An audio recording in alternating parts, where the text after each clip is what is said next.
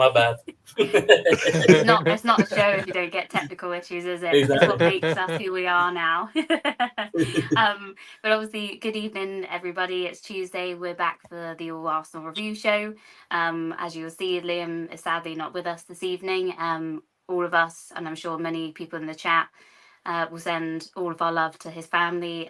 He has given us the go-ahead to sort of explain that it's due to a family bereavement, which is obviously devastating at this time. So I'm sure you'll all join me in sending him all the love in the world, and we will greatly miss him this evening as always. But yeah, he'll be back with us as soon as he's ready to do so. And I believe, Jonesy, we have a little message from him. Yeah, he sent me a message through today, so he wants me to play it, so I'll put it on now. So here you go, guys. Good morning, guys. Hope you're all well. As you well know, or you may well know, we sadly had a bereavement within the family at the weekend. Due to this, I won't be obviously doing any shows this week or streams, and I'm just going to spend some time with my family and kind of process obviously what's gone on and kind of support my family through this present top moment. I just want to obviously say a massive thank you to everyone at the All Sports Bar Cafe, also to everyone at the Mr. Arsenal podcast for all their support, kind messages, and also to everyone who obviously does interact with me on X as well. Lastly, just want to put two massive shout outs out to both Jonezy and John Brooks, who have been absolute rocks probably over the last 2 weeks, been keeping up to date with me in terms of what's been going on and just being massive support. And yeah, obviously it is a hard time.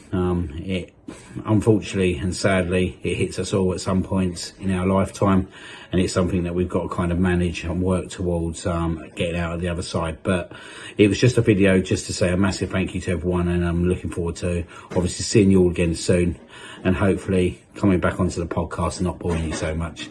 Have a good day, guys, and have a good week. Okay. Yeah, some lovely words there from him, and just to reiterate, obviously sending all of our love through this time. Take all the time that you need, of course. We're always going to be here for you no matter what, and we look forward to welcoming you back to the panel as soon as you're able to, but don't rush it because we're with you. Yeah, so obviously with that in mind, Jonesy, we haven't planned this evening, have we? But we're co-hosting. Matching. How are you? You okay? Yeah, not too bad. Busy week so far, but yeah, no, at least I'm busy. That's all I can say, and that keeps me going. So yeah, I'm loving it. But you okay? Yeah, all good is here as well. Busy as well, but like you say, it gets us closer to the weekend again, doesn't it? It does. And also joining the panel this evening, we've got George. George, how are you? I'm a little bit calmer than I was yesterday. So yeah, like Jones said, keeping busy. Is back at work this week, so it's nice to keep busy and just keep ticking. But hope you're okay as well. Yeah, all good, thank you. Ryan, nice to see you as well. Yeah, I'm good. Thanks, nice, good seeing you as well. Yeah, been it's eventful Sunday, and I spent the last 48 hours soaking in them City tears. We all like it slightly, don't we? Bez, how are you? Nice to see you. Thank you. It's a pleasure to have me on. Trying to recover from all Sunday's shenanigans, which we'll get to in a second, but trying back to be proud of my Arsenal, as I put in my tagline. Yeah, absolutely. And last but not least, of course, Andy, nice to see you again. How are you? Yeah, really good, thank you. I got a nice. I'm a bit different to Jonesy. I'm not doing a great deal at the moment. I got a week off, so I'm just relaxing, feet up. It's been magic. Nice. Lovely stuff. Well needed sometimes. Imagine. But yeah, as always, evening to everyone in the chat as well. We very much appreciate all your communications, questions. Keep them rolling as we go through. But obviously, just want to remind everyone that this is a safe space. We're just mates. We just want to talk about the Arsenal. So please do keep that in mind in the chat. And we do not accept any form of abuse to anyone within the chat or within the panel on the show themselves. So if you are, we will kick you out. So please don't let us go that way, and let's have a fun show, because we've got a heck of a lot to go through, and there might even be some possible rants on the way as well. But what we'll do first, we'll head into the start of the WSL kicked off Sunday. For us, of course, Chelsea had played Friday night, which is one of those, and you already know they've won before we do anything. So we're always on the behind a little bit. But George, I'll come to you first. Just on your thoughts. Obviously, you attended the game at the Emirates. What was it like in the build up in and around the pubs? What did you do? And how was the vibe going into it before you got there? And that possible rant might be in the WSL game, to be fair. No, it was all right, if I'm honest. But I felt like it felt really trepidation. Like there was nerves already around. I don't know. Like obviously, we've all gone to men's games as well. The same sort of thing, though. Like with the 12:30 kickoff. I don't know if that was. I think I know people say, "Oh, that's just an excuse," but I do think it comes into play. Obviously, you'll be aware of the weather because obviously, unfortunately, it affected you being able to go. Yeah. The pubs are all right. Like it was like being the first day back at school. Really, like it's like as everyone's like, "Oh yeah, it's seen you for ages," all that stuff. So, and then obviously going to it was just going towards the ground, and it was just nervous. And then I think like the team came out, and there was no Leah, so everyone's like, there was a few meltdowns on the concourse. I'm not gonna lie. Yeah, I think we've got do we have an image of the team sheet there, Jonesy? We have indeed. There you go. There we go. So there were a couple of surprises in this one, not gonna lie. So obviously we've got Zinsberger in goal, which at the stage you sort of expect that to happen, I think. Obviously Emily Fox, Lotta Wubben-Moy came back in, which was a little bit of surprise, alongside Kadina. And obviously we had Katie McCabe back there as well. These graphics really annoy me at the moment because they don't do them in position order, and you think, hang on, Mariona wasn't playing in the back four. But obviously Kimmy Little as the captain, obviously Caldente got her Emirates debut as well. Frida Marnham was back in alongside Caitlin Ford, with Cooney Cross as well in the midfield with Stina up front. Ryan, I'll come to you first. Maybe 2 or 3 names that we maybe weren't expecting to have started that game, right? Yeah, I was not impressed with Jonas, put it that way. I was like, what is he? Has he had a bang to the head in the morning when he woke up or something? Because there was no reason to drop Beth Mead or Russo. And even Rosa, again, I mentioned it last week, Rosa, she's come and hit the ground running. She got took off, in my opinion, unfairly at half time. And then to be dropped to the bench on Sunday was a bit like, what you're playing, that sort of thing. Like, do you not want to win this game? Because don't get me wrong, the girls we had starting are good enough, sorry. But there was no balance, especially in the front three, because you had Stina and Caitlin in their natural positions, but on the right hand side, it's not a natural right hand sided play in terms of right winger. It was just bizarre. And I'm scratching my head, and I'm like, as I say, has he got a bang to that? And then, as I say, you got Zinsberger, and everyone knows my thoughts on Zinsberger. But even though I prepared myself all pre-season that she was going to start this game, I still wasn't happy. But yeah, I'm surprised that Beth, Russo, and Rosa didn't start. Especially, I was happy.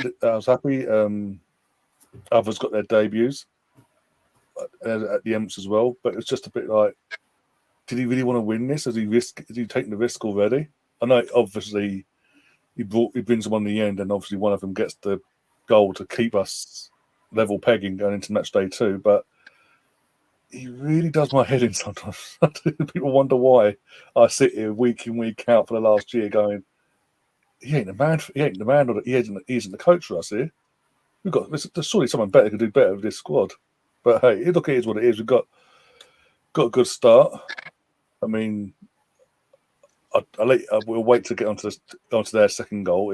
Don't get me wrong, it was a good finish, but I think a certain person could have done better. A certain person. That's all I'm saying.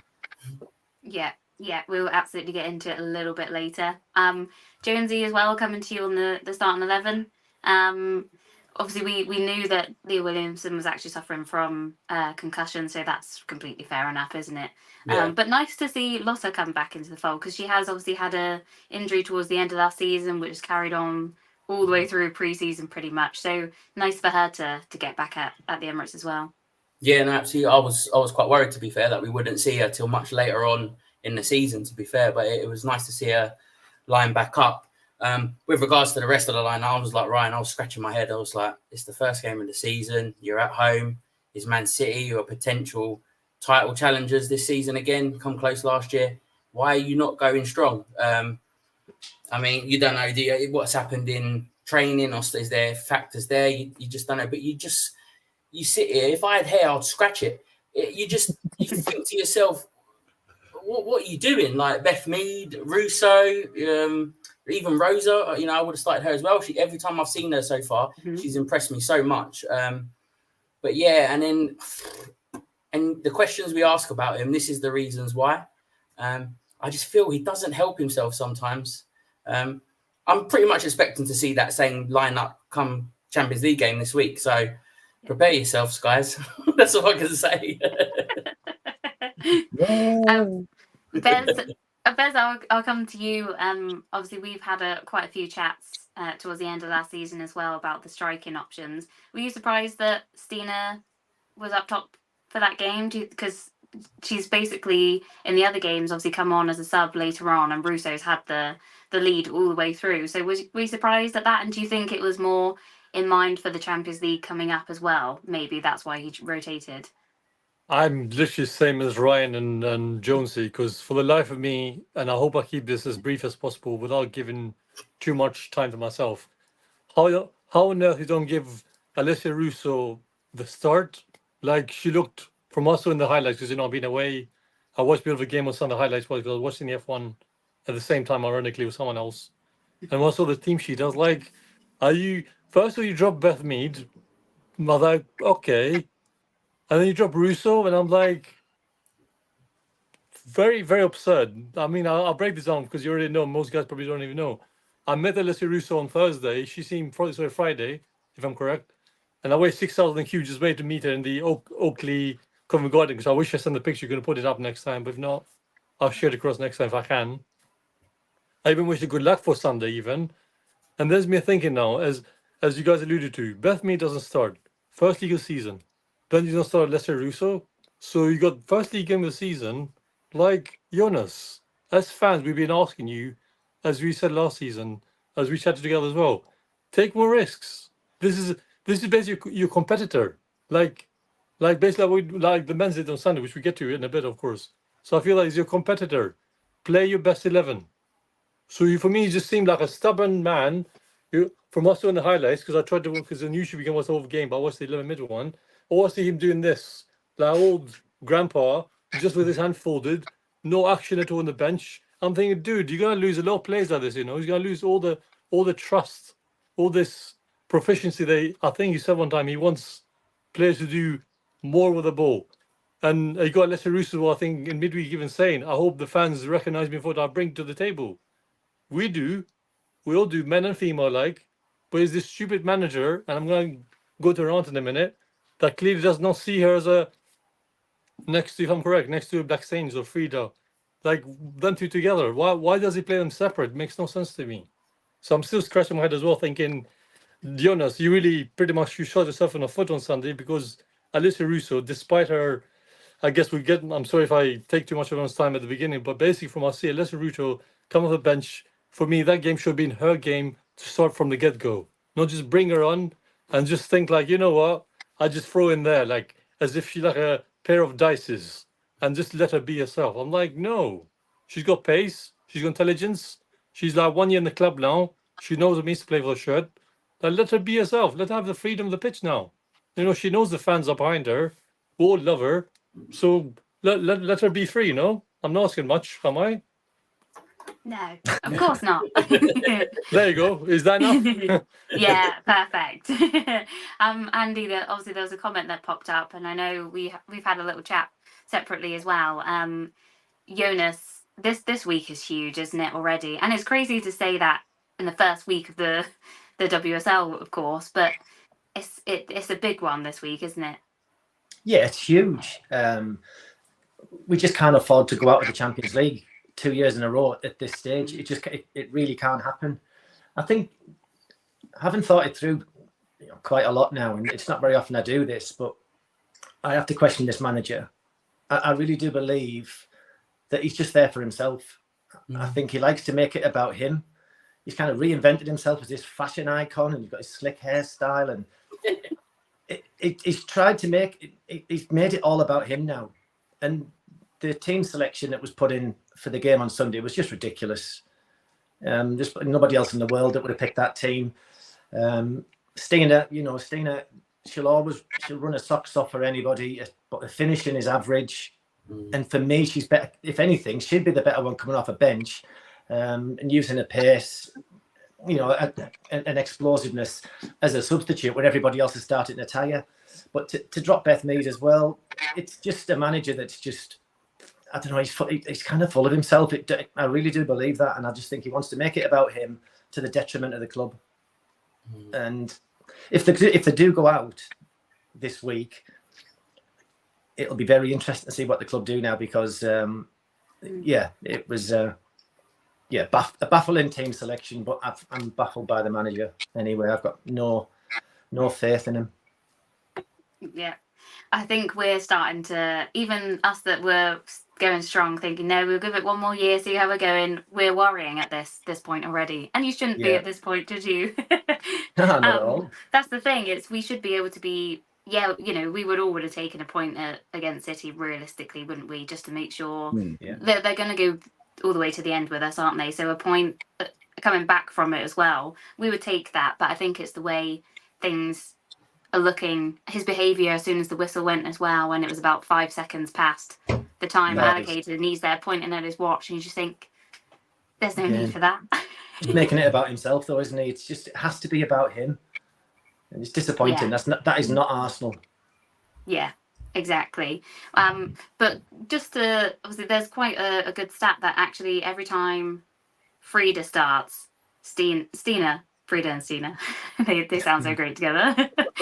They actually seem to be, when one of them is there, they're both in the team, if that makes sense. It's very rarely that you'll get one without the other. So maybe that's another sort of tactic, because at the start of the game, obviously the build up to our first goal, which I'll mention a little bit more, they were connected, and they have this. Obviously, we all know that they've got such a close friendship. But Ryan, do you think that was a positive to go into it though? Obviously, we all wanted Russo to start, but actually, when you think about the bigger picture, their connection and what they did bring in the first half kind of made it worthwhile, didn't it? It did to an extent, but I've always had this mindset as well. In certain games, why not play both? Why can't you play Stina and Russo and Frida in the starting 11? And you get the best. You get the best of everything then. You can only play 11 players, mate. The annoying thing is he did it against, was it semi-final, the Continental Cup. He tried it against, was it Villa? Tested it. It worked. What's he going to do next game? Reverts back to type. He did it, and he did it again. I think it was against Man City at the back end of the season, or was it one of the games near the back end of the season where he did both of them up top? It worked. It looked good. He reverts back to type. It's like he's so stubborn. He wants one formation to work, and that's it. And every now and then he might dip into sign cards, but he won't. Even if it's clearly superior to what he's currently done, he'll just go back and go, no, I tried it. Even though it did work, this is what I'm going to try and force it with what I know in the first place. And we're getting to a point now. When he first came to this club, again, in terms of the squad, it was a good squad, because obviously we know in terms of the players we had, we came, was it 2 points off of winning the league in the end, or a point? Mm-hmm. The squad has got stronger and better since he's been here, and yet in the league, we're going backwards. His second season, we were 11 points off the title, 5 points last year. Let's be honest, us being 5 points off of Chelsea flattered us in terms of our performance and certain results throughout that last season. We didn't qualify for Champions League last year, and he was heavily backed. Let's not forget this. People need to remember, he was heavily backed last summer with the Russo signing for 3 and others as well. This summer he's been backed heavily. Daphne, Condena, Luza, you know, he has been heavily backed. We have got a world-class squad, a Champions League squad here, and unless he backs his ideas up, he could be in hot water come Friday morning. Yeah. I've already said last week after the full-time whistle, if we fail to qualify for a second year in a row with the squad that we have, with him in charge, he needs to go on Friday morning. I'm not mincing my words. Because we're too good not to be in the Champions League. We're too good not to be competing. I know you've been at the Selhurst Park last year and Molyneux last season. On Cup finals. They're good days out, and it's good to win a trophy. But we're bigger than just winning the League Cup. Yeah, that's not the one we want, realistically, is No. it? Or one of the ones that we want. No, one of. But yeah, we'll move on to the game. Jonesy, obviously the first couple of minutes actually was a little bit ropey, and obviously a little bit further into the first half it did happen, but Viv had a brilliant chance where she just easily won the ball back, just missed an open goal. Yeah. I think that was something like 5 or 6 minutes in, but she was ready for that game, wasn't she? She was on it. You could see she had a point to prove to Jonas, to show that she still got it. And, as we'll get later on into what we're going to talk about in the game, she has still got it. I know we've let her go and people say you've got to move on and stuff like that. We have moved on, but it's still gutting to see her in that blue shirt on the weekend. It was just like, what are you doing wearing that? But obviously you understand she's gone, but she was well up for it. Fair play to her. I will just skip to the goal. The respect, I do like that because she was there for a long time. And it was just hard. It was really hard to see her in that shirt, personally, just because where the women's game I've got into, she was, the Henri for me of the men's game. She was the one for me. But yeah, it is tough to see her like that, and I wish she moved abroad, to be honest. Yeah. And not only that, is also seeing a number 6 on the back of the shirt. Yeah, that's just wrong. Completely wrong. It's double wrong, isn't it? But obviously, that aside, she did miss the opportunity. And I think it was around 45 seconds later, up we go, the other end. And actually, some really good football. It kicked off from Emily Fox on the right-hand side, put it down to Caitlin Ford, who played a really nice ball back in. Stina did have a part in it. It came off her calf perfectly in order to Frida to come in and smash it the top corner. George, what was it like in the stadium when that goal went in? It was good. It was a bit like a relief sort of thing, because obviously, like for us, Viv basically 9 out of 10 times she scores that, so it was an absolute star. We'll come to other players that miss sitters in the game as well, but when Frida scored, being honest, I was kind of a bit against when people said about Rosa starting. I was more happy that Frida started, because I think she scores in those big games. She picks the games when she knows to turn up. I was quite happy for Frida, so I'd like to see her get a bit more of a run in. So yeah, it was a bit of a relief, really. It was just generally we was happy we was 1-0 up, and then I think everyone just started sitting back down, asking them how their summer holidays were, really. So it wasn't.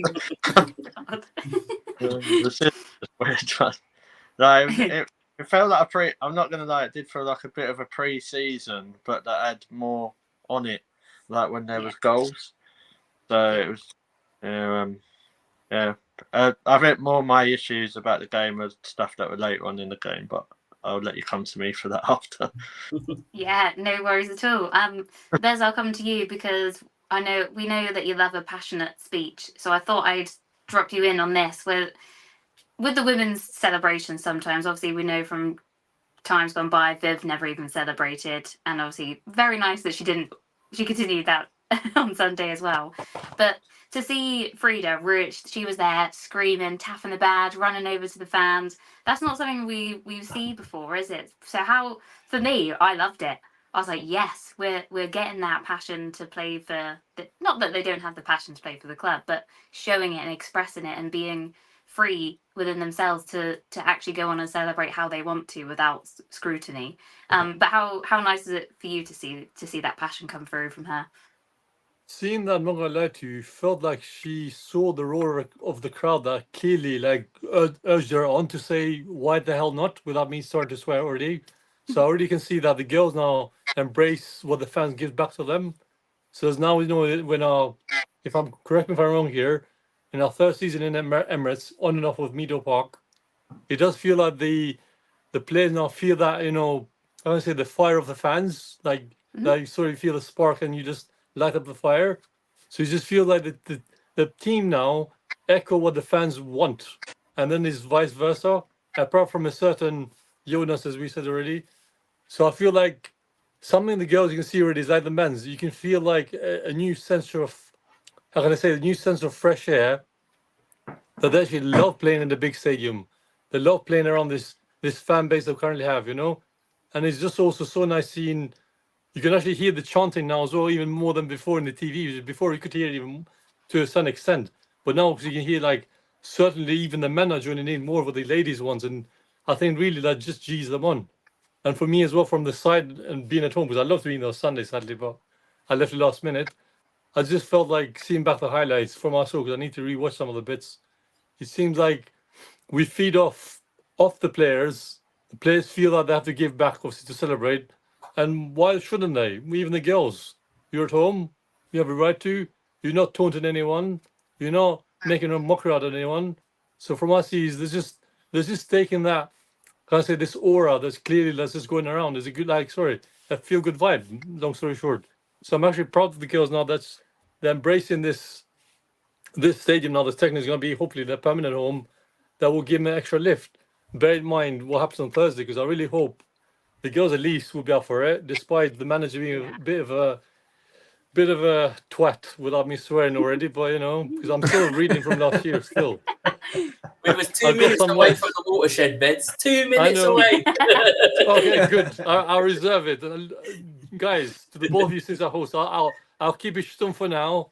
I promise you I won't start the F's and sugars and whatnot, but I'll keep the fudge for another minute. One job.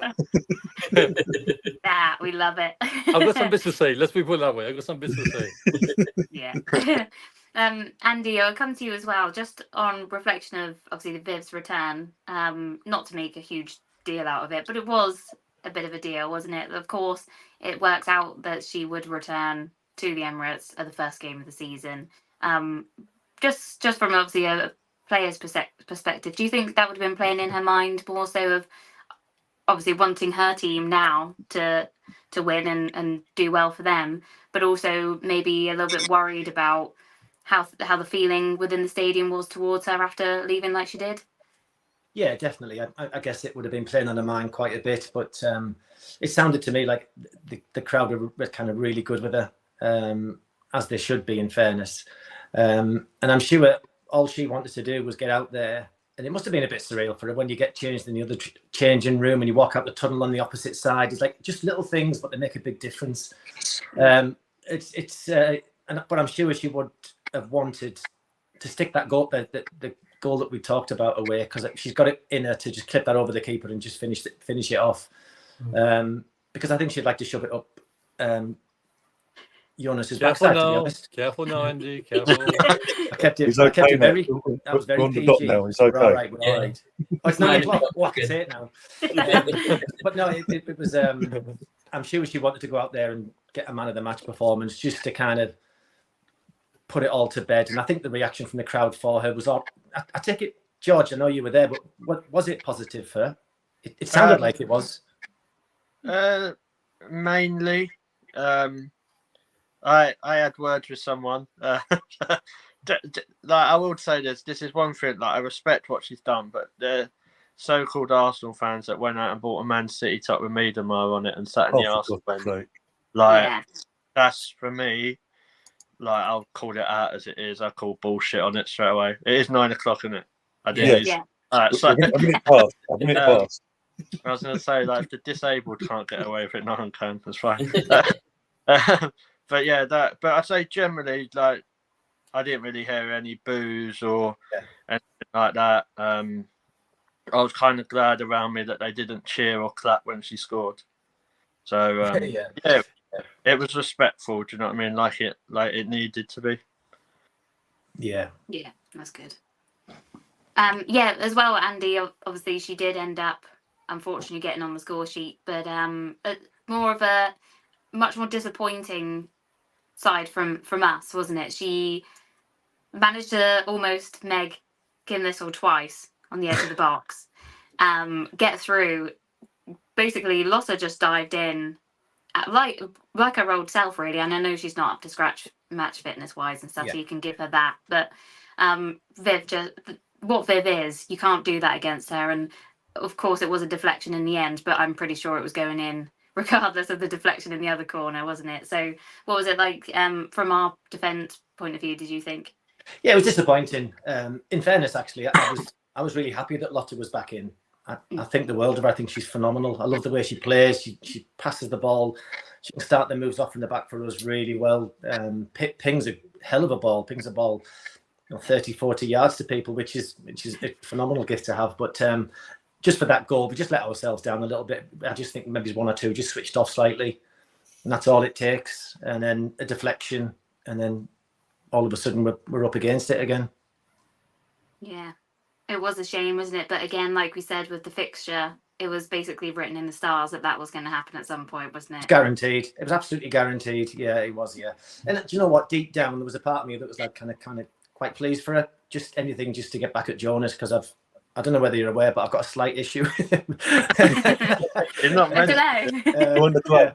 Join the club, yeah. Raise your hand. There's a part of me that went like, get in, take that, Jonas. Yeah.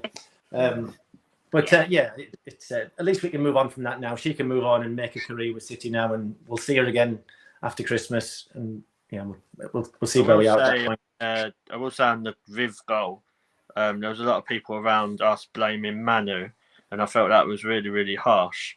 Very harsh. The deflection it takes it, and I'm not the biggest Manu fan. Before everyone thinks I am, but I think.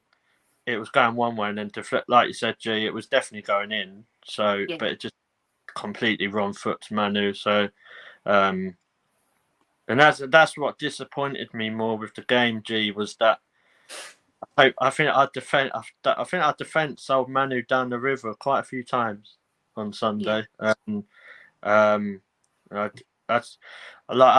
would love to see Lotta and Leah playing. Kadina really worries me.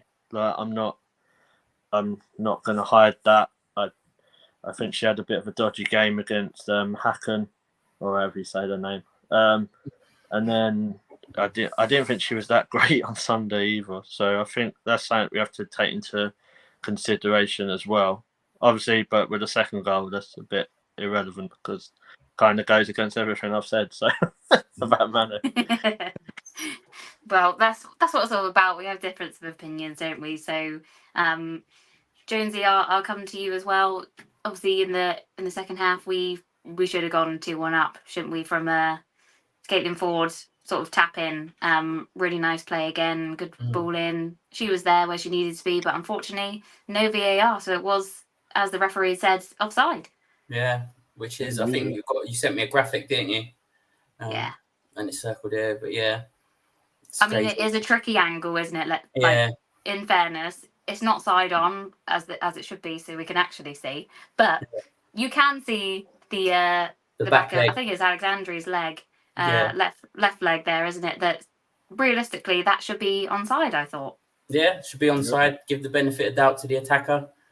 It should be our goal, but obviously, as you say, it didn't. Not that City to get refereeing decisions, is it? Yeah, don't worry. We'll get onto that, George. There's plenty of time yet. Forget the watershed when we start about that. That's just the women's. But no, we didn't take that chance, and then obviously we saw what happened up the other end. I'm in two minds of the goal. I know the goalie. She stood there, but sometimes when you hit them, and Andy probably knows as well, when a player hits them and they've hit them well, there's literally, I've played in goal, and sometimes you just look up and think, I'm like, there's no point. I can't get that. It's just like, it's hit so perfectly, and it hits the underside of the bar as well. Obviously, as your goalkeeper, you do want them to make and dive in attempt and not just stand there. But yeah, I'm quite split on the goal. I do have a question about the second goal for those who could see. So, but fine with like Manu could have done more, but then surely doesn't the blame fall onto the defence for giving all that much space? Yeah, I was just literally just going to come on to this. Should have been pressing out and closing that sort of down. There's no way she should be getting a shot off from that far out without it being closed down. That was literally, I was just going to go on to George. Sorry. That's all right. I'll say this as well. Just to be fair, I did say at the time that the defenders literally, little man, the defenders as well, did nothing. They just let the whole game play out all the time in the world, and the balls just falls to them, and they just go boom, because they can do it in a space. It's just like, so I took a swipe at Manu because obviously for me, it's like the balls he's standing there. The balls literally all you have to do. Worst case, put your arm up. Just stand. Also, like you say, some sorts are so well hit. Just throw an arm, see what happens. Because it's literally right next to her. That's how frustrating I was with her. But I did call out the teammates on the outfield side of things as well. But yeah, for my goal, it's more frustrating for me because we've got another goalkeeper on the bench who's potentially better. And what's even more annoying, we have another goalkeeper that's, in my opinion, better than Manu go, and she's at Aston Villa. We saw on Friday night, and he did well. Yeah, but I think you can't take it away from the goal. It was a cracking finish. Like she also didn't mean that. The angle she was at, she could sort of like came back on herself and it obviously hit the very top corner as well. So it was one of those. But I think, like you guys, the defenders, of course, are at fault. But I think it's more not in that action, but I think it's how we see Manu sometimes, where she doesn't dive, and you think that's right next to you. You should be diving down for that. So it was more like memories and thinking she's doing it again. She's just looking at it, like you said. If she's expecting it to go out wide or above, whatever, but as it's getting closer, surely you've got to do something and make a step, and even if you're not going to get it, no one's going to blame you if you can't reach it. These things happen. But I think for me anyway, it was more of the history of her and what she is like, that you just think, oh, don't do this again, don't decide when you want to be involved and when you don't. But you know, it is what it is. She is our number one for now, so we'll still back her. But obviously, we made some subs not long after this. I think it was on the 63rd minute. That goal was about the 58th minute as well. So we did sort of react fairly quickly for a change, bringing on Russo. That's weird for Jonas. Normally don't make a sub till like 10, 15 minutes from the end. So that is something I've noticed that he has been doing, whether they're right decisions or not. But he has been making subs a lot earlier than he used to. Yeah, well, that's one thing we've always wanted as well, isn't it? To react to it. And we did do that. We brought on a couple of subs, but in my opinion, it didn't make any difference at that stage of the game. It was like they hadn't come on. And unfortunately, probably the best chance of the game fell to Russo. A really lovely ball and plenty of space. One-on-one with the goalkeeper. Whether it's sharpness of not being on the pitch for too long, but she should be burying that. And unfortunately, it kind of looked in the end that she just passed it to the goalkeeper and had no connection whatsoever. Yeah. Can I just talk about that, G? Because that was the thing I was going to rant about. Go. So I understand what people are saying with the strikers and stuff, like whether Russo starts or Steiner starts. But when they're on the pitch, if they're missing chances that are that criminal, like, because I don't think there's any excuse for her to miss that. That's basically a one-on-one. Like a back pass in the end. Like I love Russo to bits. Jonesy knows that, but mate, I must have been the only blind person in the stadium that looked up to the sky. Everyone around, there was people around me said, "What are you doing?" I was like, "I can't deal with this. It's just a nut." Like it's another season of our strikers just missing gilt-edged chances, and that's what frustrated me with the game so much. We had about 2 or 3 gilt-edged chances to actually win that game, and that's why I come back out of it disappointed with the result. And I just, maybe it's lack of sharpness with Russo, I don't know, but she's number 9, so whether she comes off the bench or starts, surely she should be putting chances away like that. Like I say, would you see Bunny Shaw miss that? I don't think you would. The good thing is Bunny Shaw didn't really turn up, did she? Yeah. But I know that sounds really harsh, or if you're looking at someone who, as she said herself, she wants to go for the golden boot and win Arsenal the title and stuff, like, don't shoot me down, like when I say this, but it's not Jonas's fault that Russo misses a sitter, is it? And that's all I'm saying. Like, I'm a Jonas out person now, because I think I'm probably worse than Ryan. He says Friday. No, mate, I wouldn't be waiting till Friday. As soon as that full-time whistle is, I'll be handing him his P45 then. On the pitch. Yeah, mate, you'll see me on the pitch. Hand delivered by Jonas. Yeah, you have my cane in one hand and a piece of paper in the other. You're gone, mate. But yeah, I just think there are aspects we have to think of as well. Like, he's the player. I don't think he's got the players' belief, and maybe that's why we're not seeing the best of him. But that Russo chance really, really pissed me off.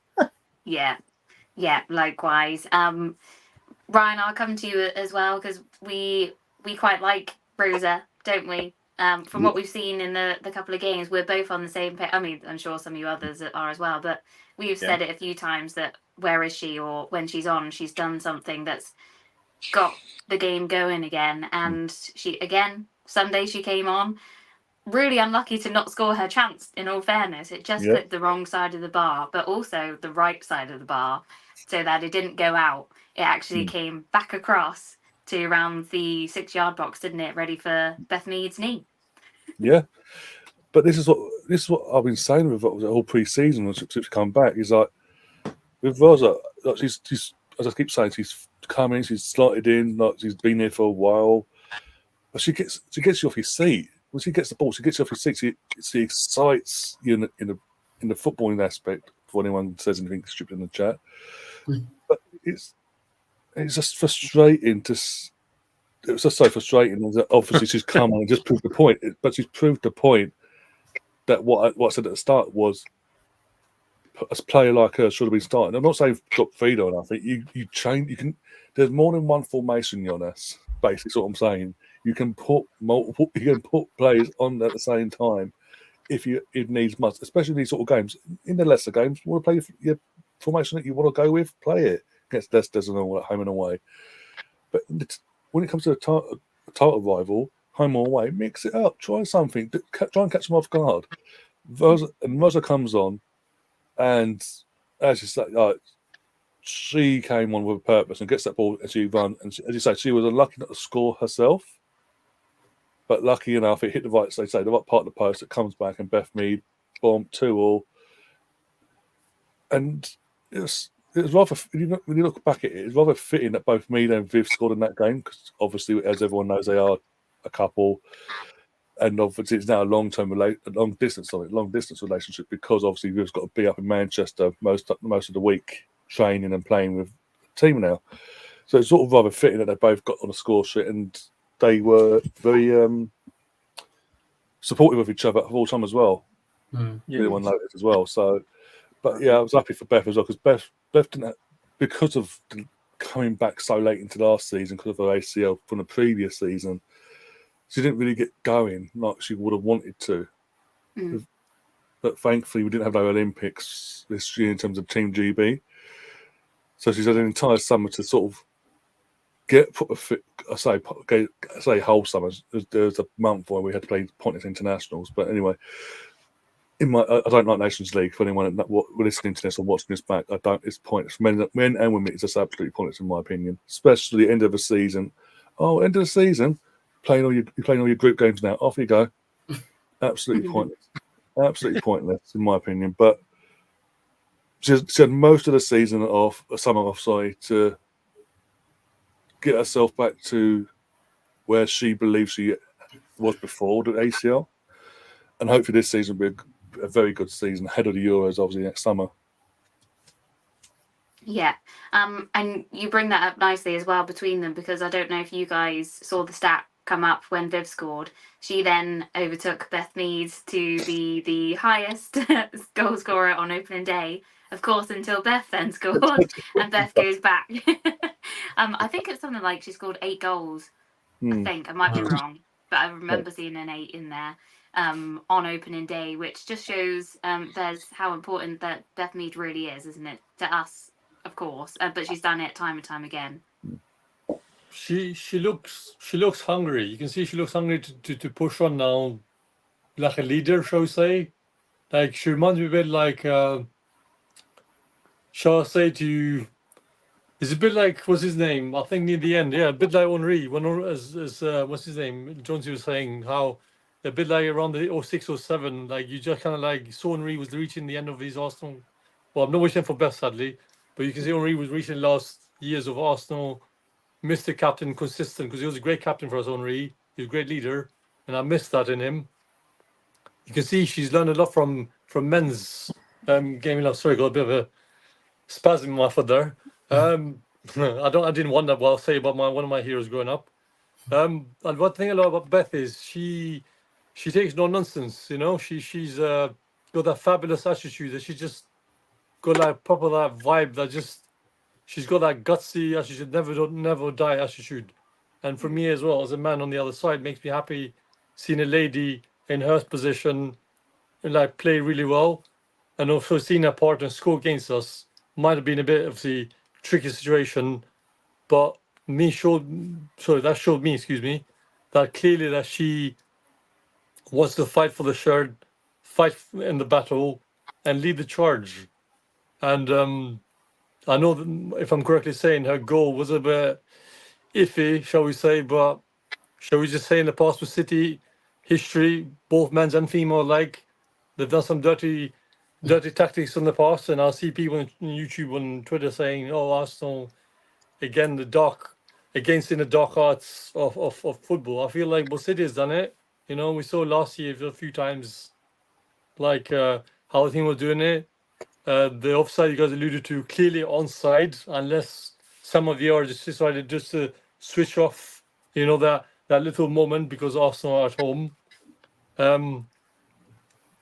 If it's past the watersheds time, I just want to, like, if you give me a chance, I just want to say something about Jonas again, because he's just pissing me off, man. I don't know what to say anymore. He looks like, as you guys say, he's got all the team he has, yet the man is scared to experiment, or even put your best 11 and effing just get on with it. Like, who is he waiting for? For the train, let's say, down in Dover or something, or down in maybe up in North Sea to take the next ship to North Sea or something. For me, it looks like he just looks like clueless. I just sat there watching the highlights thinking, did this just happen? Or it's just me, because obviously I had a few drinks. I was like, this doesn't feel real. Because I was doing a podcast with the lads as well about the men's on Sunday. I was like, I'm still a bit in a bad mood, but it's not about the Arsenal men's game. It's actually the ladies' game, because of a certain manager. He's just deluded, clueless, and he has no management skills like I asked for last year. Yes, as George said, he's doing this with you early, but it's not efficient enough for me to see that as a fan from the other side. He brings pretty much, not bringing much to the table, but he's just lost his ways. It must be like, you know, when Mourinho was like just leaving Chelsea his second tenure, the man just gives up. It's like, what do I do with myself? And tell me one thing, guys. Well, what's happened? Does he have an assistant on the side? Does he have a goalkeeping coach or something that just backs him up? One thing goes wrong. From what I see, as you guys said in the beginning, he just wants all the spotlight himself, as if he's the one-man show, the pop-up master, and no one else matters. You know? I have a lot more to say, and I've saved for the rest of the season because the season's still young. I know it's open game of the season, but I just feel like, again, he's got carried on. How he left last season, how he's doing it now. I said, dude, you need to step up your game. You're in your third season in. As you said earlier, Sovji, a League Cup will not justify me another satisfactory season. No. The one I went to the 2 years before was amazing. Yes, we were going through a bit of a patch, but last year so many chances, yet he just crumbled. I was like, dude, what are you doing? Yeah. Yep. Just No, how you that's really fair. feel. Fair enough. Don't hold back. Yeah, I tried to hold back my swearing, as you saw. I tried to hold back a few fudging and sugar and Effing. yeah. I'll wait another hour till I get to that. Yeah. But yeah, obviously that leads us just nicely into Thursday night. It's a bit drastic, I guess, in a way. I don't think the club will make that decision at this point. I think if anything, he would go off his own accord, which probably would be better. But Jonesy, obviously, we lost the away fixture 1-0, didn't we? Weren't really in the game whatsoever. So this Thursday really is huge. They've got a lot of pressure on their backs, haven't they? Yeah, it's massive. It's the season's a week old, and we're already talking about a crucial must-win game. Right? Oh my God. It's not just the qualification; it's what comes along with it, isn't it? Money, which is in the women's game we need more money. Kira Walsh was in the stands on Sunday. She's looking at it as a project, and is she liking what she sees from this sort of club? All them sort of things seem to worry me. Because come next season, like the end of the season, she could choose somewhere completely different. Do you know what I mean? Depending on what happens, we need a Champions League run, a very good one as well.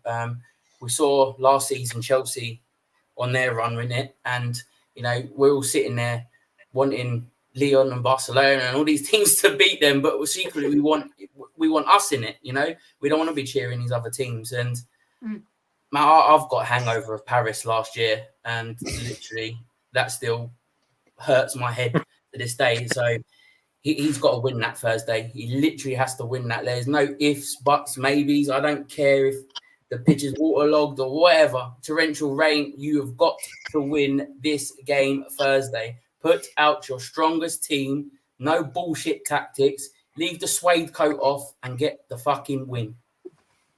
Yes. Nicely put. What I'll do, just so we can tie off this section, I will just do a round robin for the rest of us, just to get like a score prediction for Thursday night. Also, you're feel free to say anything that you wish to, just to end the segment as well. But Jonesy, obviously, I'll just come back to you. A score prediction for Thursday.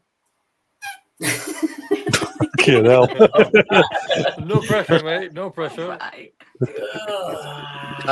I'm going 2-1, last minute winner. What is wrong with you? I can't deal with that, mate. Also, what 2-1 take us extra time? Take it, yeah, and that's what I'm thinking with him. There'll be extra time. God. Penalties all the way we're going. I'm going to be sick on Thursday. No. Jonesy, I thought we were friends. We are. And we live in this heartbreak world of this Arsenal team. Even Cap is more optimistic in the chat. Yeah. I don't want any expectations. It's fair enough. Ryan, your thoughts? Oh God. Basically, if he gets the 11 spot on and gets the subs right throughout the night as well, 2-0. So it will, because now the thing is though, the reason I say 2-0, I'm keeping it low score in that sense, because kind of got hacking straight from the off. They've got something to come out and go low block, break us down. They've got something to defend now. Yeah. Whereas 0-0 will be still wide open and think, 1-0, we scored an opportunity. They've got something to protect. Yeah. No worries. George? I'm actually going to be positive. I'm going 3-1 just because I think the team that he'll play won't be the same team he played on Sunday. Because like I was saying before, Sunday was not a must-win game where Thursday is. No. Like you can afford to take a point at City, but you can't afford to lose against Hacken. And like Jonesy said, they've got no other choice really, because we're Arsenal Football Club.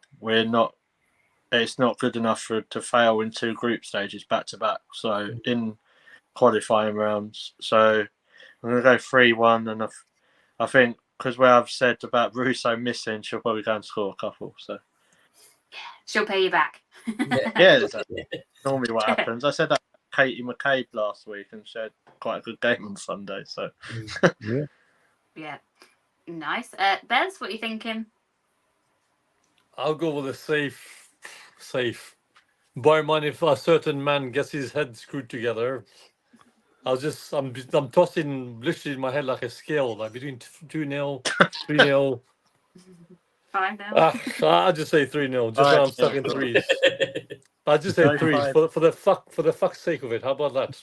Yeah. Is that fair? Hell Is yeah. that optimistic enough to the Yeah. girls and Yeah, for us? we love it. Perfect. Andy, and last but not least, what do you think Yeah. about Thursday? I had the same as George. I thought 3-1. We're going to need to be patient because we saw last week how well organised they are. And they do pose a threat on the break. They've got a couple of speedy guys there. But if we can just keep our composure, be patient, if he picks the right team, I fancy us to go through. Yeah, perfect. I'm going to go for a 2-0. I think it might be a cagey first half, but I think the feelings of last season will then kick in, and the girls will step up and do it. So fingers crossed for Thursday night. Does anyone know if is it on Arsenal.com again live? yeah, I'd assume so. They haven't announced it officially yet, but I'd assume so. yeah, it will be. So Perfect. Idea. We'll definitely be tuning into that Thursday night. But yeah, George, I know you have to leave us, don't you, before we head into the men. So thank you so much for joining us this evening.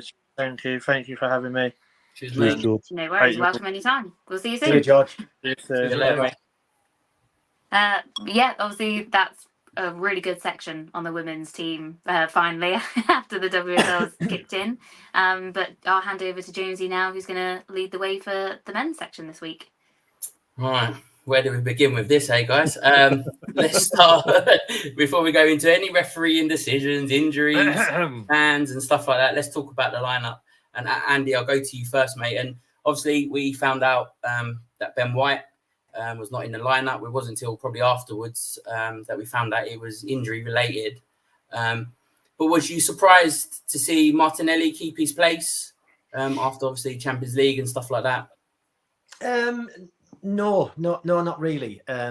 Solely because of the job that he can do and the job that he did. I mean, his energy levels, you can't question them. The guy's just got a machine. He gives Kyle Walker such a tough game as well.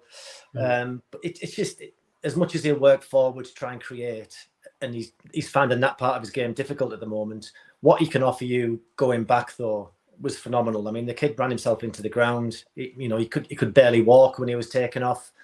His attitude was just the same as was the same as everybody else's. It was just first class. But yeah, so I wasn't that surprised to see him in there, and fully justified his place in the end as well with a great performance. Yeah, no, absolutely. And G, just go to you, Calafiori. What a way to make your league debut at the Etihad against the champions. Oh my God. Yeah, that's I think there's no point even adding the segment of goal of the month next week, is there? But yeah, I think hearing it, we were probably all a bit like, oh, is this now the right time? But I thought he did okay. I think he did start off a little bit cagey, but that's expected, isn't it? You're being thrown in at arguably the biggest game of the season away from home. So you haven't got the home crowd to sort of ease you into it. But obviously to do what he did and then get involved with Arteta as well, it's just magical for me. I love stuff like that, just going absolutely nuts in the moment. But yeah, I think overall he needed to have played that game, I think, isn't it? And unfortunately with Ben White, I know he did come on in the end, probably didn't really want to bring him on at that point. I think Arteta said it kind of just had to have happened, unfortunately. He had to probably play through quite a lot of pain to do so. But yeah, in regards to Calafiori, I think he put a real good shift in. And I was very proud of that performance from him to not be rattled by the occasion. Yeah, no, absolutely. And Bez, and as we get into the game, obviously, first 10-15 minutes wasn't great. City were kind of dominating, and then, they kind of played the ball through, and it kind of split Saliba and Gabriel, didn't it? And Haaland was literally through, and there's only one outcome, unfortunately, when that guy is through on goal, and it resulted in a goal. But after the goal, Arsenal, it kind of was like a kick up the arse, wasn't it? It kind of woke them up, kind of got them going. What was your thoughts? Obviously, the first 10-15 minutes, was you worried slightly that this could be a long afternoon? Eventually, it was anyway. But let's put it this way: in fairness to our men's team now, it's like it was a kick up the backside. But also you can see they're like, okay, is that all you got? You can just see basically, is that all you got, City? Or Guardiola? Because I'm a big fan of his, shall I say, his mental way, how he approaches games with Guardiola. But of late, I've got some other bits to say, of course. But I just saw clearly, not as you say, not great start, not the perfect start, but the team didn't back off. They didn't just hide behind the bush and say, you know what, we're just gonna crumble. Because before the game, I must have seen some weird ass clips, or God knows, I've got this one football app which is telling me, 4-1, one City beat Arsenal, the XG, the odds were not in our favour. That's the thing with Arsenal. When the odds are not in our favour, we have less of the pressure. So I just felt clearly the goal that they scored, unfortunately, due to some miscommunication, I'll say, fairness to our team, because obviously I don't like criticise them for it. I just felt like they're literally as you say, wake up call, but also bring it on. Just show us what you got, and we'll give it straight back. And obviously we'll get to that.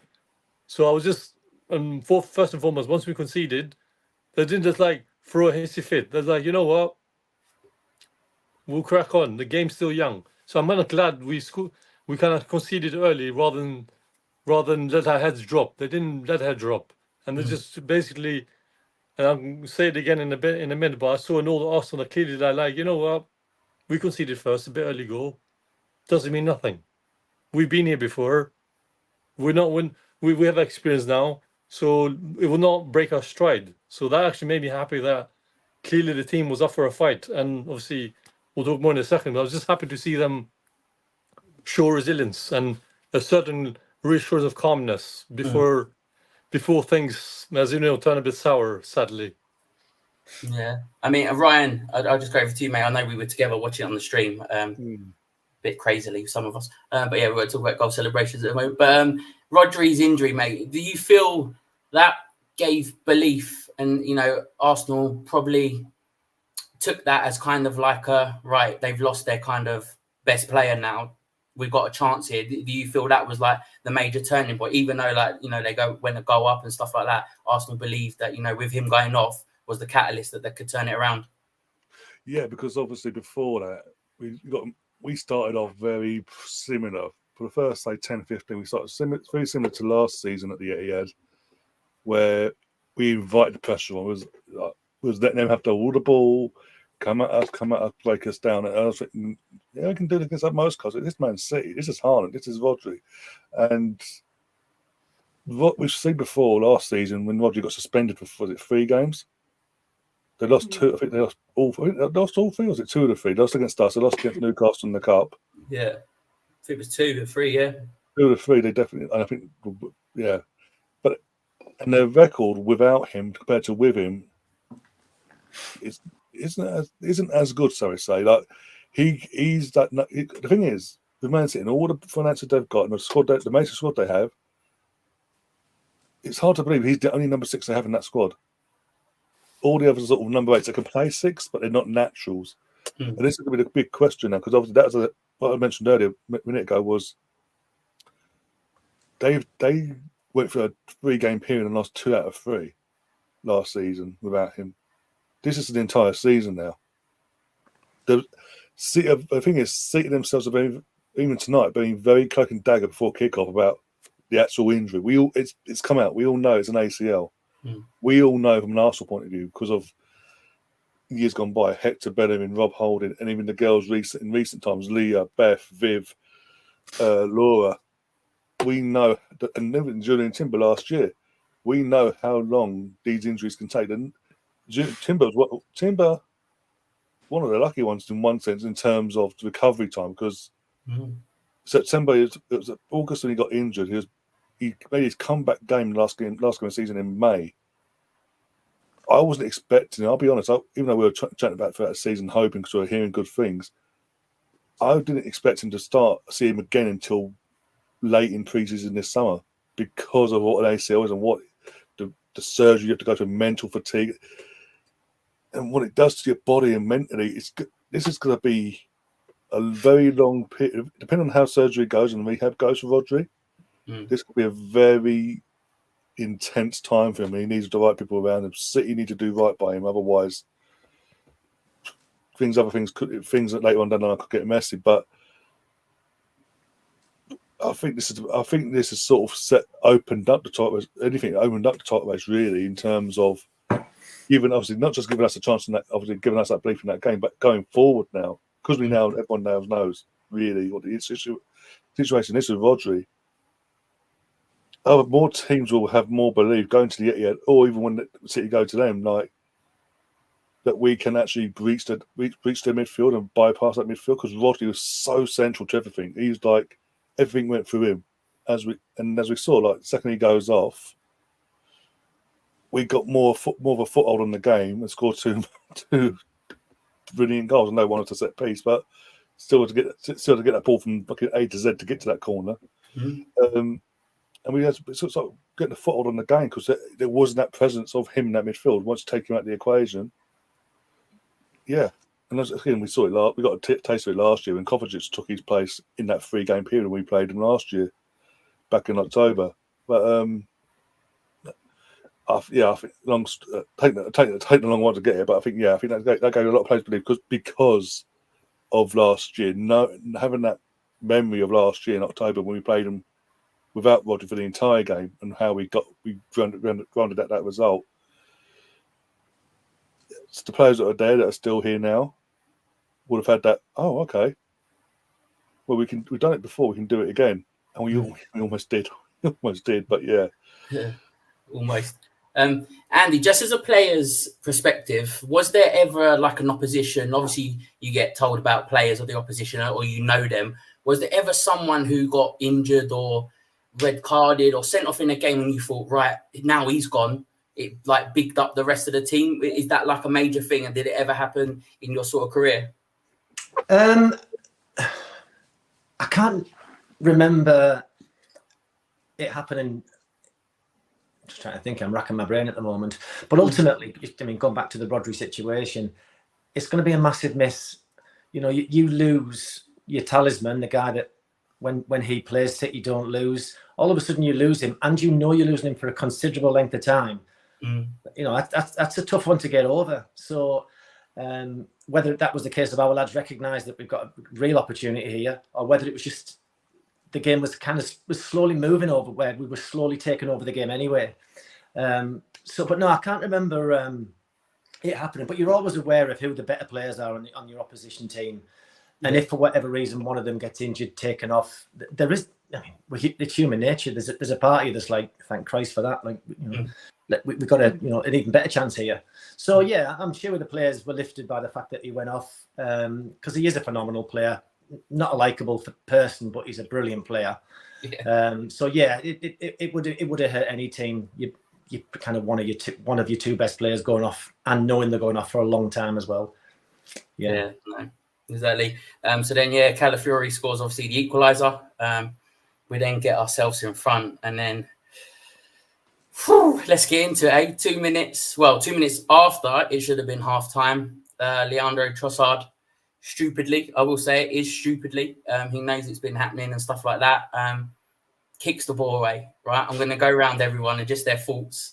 We'll start with you, G. Obviously, the letter of the law, it's a red card, right? But we got to talk about incidences that happen in the game that are not consistent. And this is where, as a group of fans, this is where we feel the bias is coming from. You know, the agenda, the corruption, all that stuff. What did you make of it? I was absolutely fuming. And at a point where we should have been going into half-time, the complete opposite. We should have, when that goal went in, I was going nuts. All sorts of screams and jumping around the room, and I thought, oh my god, this is it. right, settle down, nothing stupid. And I just kept going, nothing stupid. And then he does that. Like, obviously, I was watching you guys on the stream, and it was about 10 minutes where we even confirmed what it was actually for. Was it for the challenge on Bernardo Silva, which, it wasn't a great challenge either. Yeah. But no, it wasn't. It was actually because he just took the ball and absolutely booted it to Bro's head. Yes, you can argue I'm fully on the hate train for the refs. Of course I am, and him in particular. But also, when you've just seen 2 games ago, one of your teammates get carded for something much less, I would defend Declan more than Trossard in this moment, because he's seen that happen. They've obviously had that conversation within training or whatever, as they do the meetings during the week, to have said, look, they're going to be on us now, even more so than what they already bloody are. But if they're going to find stupid little faults like that to give us a disadvantage, it's going to happen again. So don't do it. And then he goes and does it, doesn't he? And I've got to say as well, that picture of him coming out today 2-1 to the fans, I think, know your place, mate. That's not funny to me. Like, you've just basically fucked us over there. And we've got a whole 45 minutes plus to come out and defend for our absolute lives because you've been a bit of a dick. But I was, we're allowed to criticise our players. I'm sure everyone had a bit of anger towards him in that moment as well. But as you say, good old Michael Oliver loves to dish out a card in favour of Man City, really, doesn't he? He does indeed.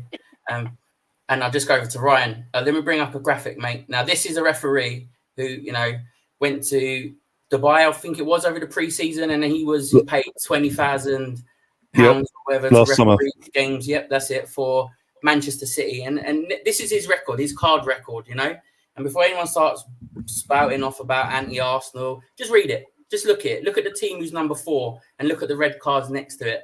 You can quite clearly see a 0 graphic there, along with Fulham, and there's another team at the bottom as well there. I think it's Norwich, but we don't worry about Norwich. Go on, Ryan, go for it. Michael Oliver, he's going. Don't worry, Thursday night he'll be there Thursday night as well. If he's not number 1 candidate, if he doesn't put in that list, I'm not going to be happy with you. Yeah, trust me, it's a big porridge list this week. Absolute moron. I said this during the actual watch along as well, later on in the stream and all that. This is a guy, like you just said there, has been hired by the Man City owners who own a league in Saudi Arabia to referee a game. Friendly or not, he's been paid, along with 3 other English officials, by the way, and ever since then, every game he's fucking refereed involving City, he favours them. For example, last October when we played them at the Emirates, Kovacic did 2 identical tackles on Vice and Odegaard respectively. I think was it Odegaard? No, Vice was the first one, wasn't it? First challenge. That went to VAR to check if it was be a red card or not. It was deemed not a red card offence, but a booking would suffice. And then in 5 minutes he does it again. Wasn't even sent to VAR, and nothing was done. We're then told by Howard Webb that Michael Oliver is one of the best in the country, and he didn't want to influence the game or have a negative impact. He wanted to keep 11v11. Fast forward to obviously this year, where that contradicts itself. But anyway, and then you have at Anfield, last minute of the game, Doku boots, and I mean with studs, all the studs, not just a little couple studs, all studs into McAllister's chest. He doesn't give a penalty. He's the on-field ref, doesn't give it. Yeah. VAR don't do nothing, but he's the on-field in the first place, doesn't give it. And it's justified, apparently. In the FA Cup semi-final last year against Chelsea, Jack Grealish is on the edge of a wall. His arm is out like that. As the ball's coming in, he brings his arm down quick enough and deflects it with his arm, the actual bare arm, out for a corner. Should have been a penalty, nothing given. Also, Michael Oliver, when it comes to Arsenal, This is the referee a couple of years back at Molineux, double booked and sent off Martinelli in space of 0.1 second, basically, for 2 challenges in the same act, basically, in different times, but in the same act to play. That's never been done in Premier League or European history before or since. That has never happened, and it hasn't happened since. But it was justified by then Mike Riley, who was running the helmet at the time.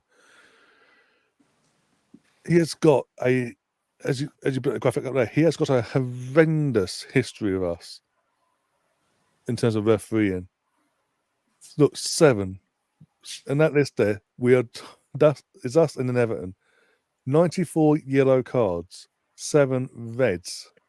Reds per game, 0.13. And then you look down that list, all the others are pretty much in single figures, barring the lesser teams like, with all due respect, Wolves and Burnleys. Mm. And then you go to Man City, 4th on that list. Reds per game, 0, because got 0 reds. How can a guy at this point now, after knowing the facts of obviously what happened last summer when he got paid £20,000, for whatever reason, he's clearly got an obvious bias since then for Man City. Even if it's an unconscious one, he's got a bias. How is it Howard Webb at this point is giving him games, not just from an Arsenal point of view, but games that involve Man City? This is also, I forgot this, just remember now. This is the same ref on the day Man City v Fulham last year in opening games gave a goal for Man City that should have been deemed offside. Yeah. Hackers, And wasn't I'm it? told, and I get told for the last how many years I've been doing this channel, corruption. There's no corruption in the referee and the PGMOL are squeaky clean, no corruption. You're talking nonsense, Ryan. But when you're hearing Mike Dean do podcasts with Simon Jordan last year saying, I didn't want to bring up the Kukurea hair pull, which was a straight red and a penalty to Chelsea because I didn't want to embarrass my friend on the pitch. And then you're hearing the audio last week for the Declan Rice double yellow, and you're hearing the person in the VAR. By the way, just a bit of context, we're told since they brought in VAR that they can only get involved in a straight red card offence. They cannot get involved in a single yellow or double yellow. Cannot. Mm-hmm. We have now heard via them that they've done that in that game.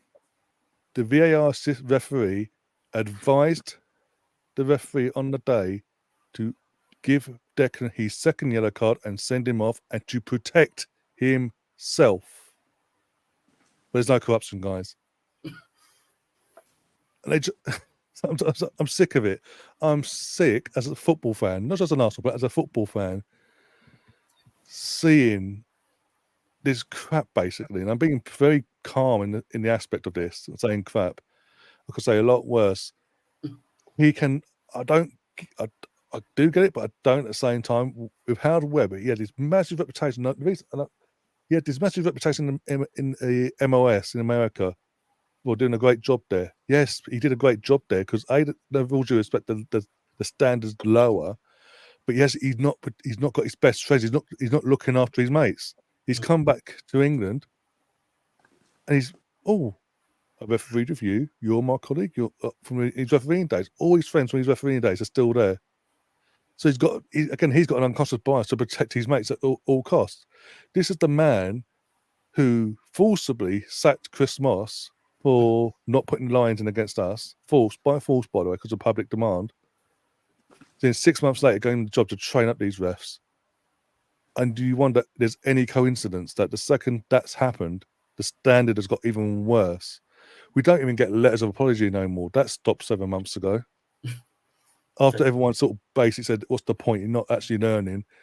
It's just a bit of paper. You went, okay, then we'll do nothing. It was just double down. We've gone back to doubling down, dead silence, to the point where yesterday, midday, dead on, the Premier League come out and say, we're not taking no action against Haaland or Man City because I quote, VAR official, whoever it was, looked at it and deemed it safe. So you can't use your own train of thought no more. You're going to take one person's word for it in their report after the event. We're going. How is it with the tech we have? This is meant to get rid of the drama. VAR is meant to get rid of all this drama. It's got worse. How is it that they're not using VAR in the right way? They're using it as a tool to protect themselves and double down on their own mistakes week in, week out, no matter what. And in the eyes of the Lord, Trossard messed up, Declan messed up. But where's Loboside last week against Bournemouth? Forest, sorry. He's on a yellow card. He gives away a free kick out of frustration. After the whistle's finished being blown, boots the ball across the face of the goal. Where's it? And this is what frustrates us, because we're seeing the rule implied onto us, but not onto others. They want to talk about being consistent. They're consistent. They're consistently shit, and I'm fucking sick of it. And at the end of the day, I have said for 2-3 years now, basically since Howard walked through the door, actually 2.5 years ago, he needs to clear out, but he won't do it because of his mates. So we're on an ongoing loop now until Webb goes now, and someone else comes in whoever comes in now to replace Webb, whenever that may be, needs to be unconnected to the Premier League in general. Can't have any connection to the Premier League in terms of being an ex-ref. If it's an ex-ref, it needs to be someone from abroad that don't have that emotional connection to the people he's in charge of. Because we're seeing now 2 people have taken the reins as retired refs, and all they've done is put rules in place to protect their mates, and then no consequence to their actions. I mean, what was it? I'll finish off. Anthony Taylor, 14 yellow cards against Bournemouth and Chelsea, and all he got was a slap on the wrist. I'm just done. I'm just done with it. I want consistency. Yeah. Rules are rules. Yeah, that's cool. But apply them to everyone. Why wasn't Doku? And I love the fact that Match of the Day 2, straight from now, as soon as I saw Match of the Day 2, I knew what the narrative was. I was like, okay, this is what the narrative they're going down with. Oh, so Oliver told Doku to kick it. He wanted it so and so. But ironically, if you watch that whole clip, yeah, he tells him he wants it pulled back a bit. Doku overkicks it, and then you watch Michael Oliver bellow. He wants the ball where Declan Rice was, which, by the way, was kicked past him by Doku in the first place. So what's that doing? Delaying the restart. It's an absolute farce. And I just want consistent. If you're going to imply a stupid rule like this, put it on all of us. And then I wake up this morning and I find you're hearing that X amount of clubs have been complaining about us going to back into last season for doing. I'm going to say because the past Watershed now shithousery. Yeah. I'm like the same clubs that have applied that shithousery to us for the last 20 plus years, from Highbury to the Emirates, time wasting, doing this, going down, feigning injury. Now we've got to a point where, as a club, we've wised up. Arteta's coming, he's wised us up. We're doing the dark arts. We're doing what was been done to us for a bit. Suddenly, it's a problem. Like, seriously, why was it when we got that draw on Sunday? They were more focused on that in terms of the dark arts, in terms of the actual media, than the actual performance from 10 of our players on that pitch, plus the subs. One of them making their competitive debut. Also, why is Lewis Skedder getting booked? Yeah. On the bench. Oh, because he communicated to David Ray at some point. Okay, can you not talk to people when the game's died down or whatever at some point in the breaks? He can't talk to people now. Is that a rule that I've not heard of that they've implemented over the summer? I'm sorry, I keep going on, but that's right, mate. There's also the rule of last year. They brought in last year of only the there's been this rule for years that only the captain can approach the ref. Anyone else, no, not listening to. Then they implied it last year, going, if you're not a captain, you come to us, you're getting booked. Mm. That lasted a month. And even then, they picked and chose who they punished on that rule. But it lasted a month. Look where we are now. If that was the case, half that squad, when we equalised, would have been sent off then, from Man City's point of view. Because I think every player was on that pitch for Man City was surrounding the ref, effing and jeffing. Not one booking. So it's like they put these rules in place, but they don't implement them. Well, they pick and choose. And that's the word. That's what really grinds my gears. They are picking and choosing what clubs they target. Yeah, I mean, end of rant. That's all right, mate. No, that's the problem, isn't it? We saw, a Vicario handball Saturday. We saw a Martinez challenge, and these are the sort of things, that we can feel hard done by about. And it's not us feeling hard. It's happening. It's clear. Everyone can see it. Take your hats off of your teams and just have a look at it. I mean, Howard Webb come out and said that they didn't send Kovacic off last season because it would have had a negative impact on the game. So what was that for Trossard yesterday? Yesterday or Sunday? It still feels like yesterday. Andy, I just grab your thoughts in general, all of it. The Trossard, Michael Oliver. I mean, literally, we could be here all night discussing these decisions because literally there is so much in the back catalogue. What was your thoughts on everything, mate? I think Ryan's hit the nail on the head in relation to refereeing. There needs to be an inquest at some point because the sheer repetition of decisions that are going against us from him in particular, it's pretty alarming. And when you start to stack it up, and I've never really done this before, but you start stacking it up, you're like, hang on, something's not right here. There's something not right here. It's almost getting to the point actually with football these days where games are not enjoyable to watch anymore because we're ultimately talking about VAR or referees. And so at some point we're trying to bring in all of these new ways and means to make the game easier for us to follow, make quick decisions for the benefit of the game. And it's actually having a detrimental effect completely. It's the opposite effect. Going back to the Trossard incident, I felt a little bit sorry for him because I know these guys are experienced pros and what have you, but we're in a cauldron. You're in the backyard of arguably one of the best teams in the world. We're the one team that's going up against them toe to toe, and in that split second, your adrenaline's flowing. And as much as that we can say all day long, you should not have kicked that ball away. It happens. The problem stems from Oliver. He creates the bigger issue because he's let Doku get away with it earlier. And, this lack of consistency, it's so disheartening now. Because you're watching these people kicking these balls away, then you're getting Declan, for instance, getting sent off. That was just ridiculous. The Trossard incident, we all know he's been silly. We all know you shouldn't have done that. But like I say, you're in a 50,000 stadium. They're baying for blood. We've got their backs up. We're 2-1 ahead of them. We're actually in their backyard, and we're dictating to them the game at that point. For the last 15 minutes, we were in the ascendancy, and they were nervous. No one goes to City and does that. Nobody. They can bully teams if they need to because they've got this kind of we'll all converge on the referee and around players when incidents happen. The Haalands, the Rodris, they're in the referee's face all the time.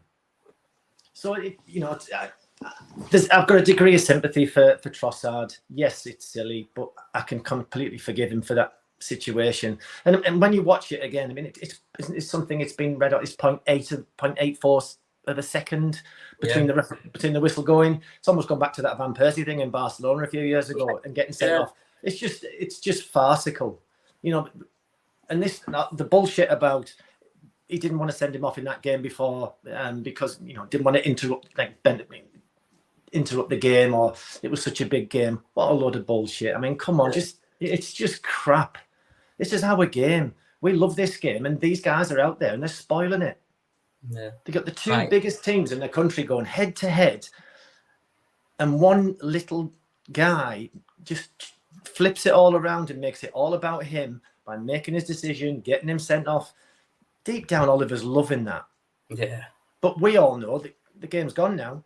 So whereas we should have been going into half time, really proud of the lads, because for the first 15 minutes, it looked like City were going to flip and batter us. But they stood strong. You know, the defensive shape was outstanding. We started to impose ourselves on the game. We get ourselves 2-1 ahead, just about to go into half time. And we're all, and for the first time, I'm sort of thinking, we can score again here. There's more goals in this. And my 3-1 prediction, which everyone paused scoring at, it was looking half decent at that time. That's what I was most pissed off about. But ultimately, just a ludicrous decision from a ludicrous referee who's just got I'm sure he's related to Jonas, because he's got the same. It has to be about me. He's just got that on him, and it was a bit disappointing, I have to say. But ultimately, we'd have took a 2-2 before the game, and it would. I honestly believe it would have been more if we'd have kept 11 on the pitch. That said, you know, it's a point and we move on. Yeah, no, absolutely, and it's horrible, isn't it? We're doing a football show here, and we're talking about a referee. You know what I mean? It's just exactly. It's ridiculous. Where's the game gone? Ridiculous. You know? Yeah, absolutely. With Trossard getting rent free. Yeah, and just saying with Trossard getting that red card, he will miss actually tomorrow's game against Bolton, so he should be back for Leicester. And you know, if he does start against Leicester, we're hoping he puts a few wrongs right. Even though obviously Andy was saying, but he should be well up for that. And Bez, the second half, there's not much to say rather than it reminded me of Lord of the Rings when the Orcs were attacking the two towers, mate. It is just defend for your life. Oops, let me put that there.